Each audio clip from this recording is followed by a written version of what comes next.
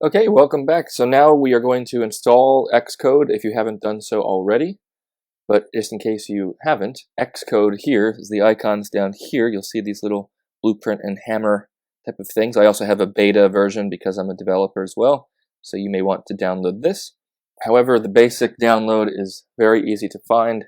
Open up a browser, go to Google, and all you want to do is type in Xcode download. And there you have it. Should be the first or second thing that pops up.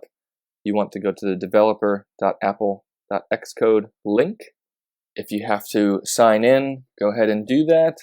Once you're in the developer section of Apple's website, you will see the current downloads. You'll see a beta version, which is always their latest release, which may be buggy. And you'll also see stable releases down below. So here's what release software. That's what you want to go for. So currently, as of the time this is being recorded, the current release software is Xcode 8.2.1. However, by the time you watch this, who knows what it will be. But make sure you do go to the release software section. That's probably the best bet.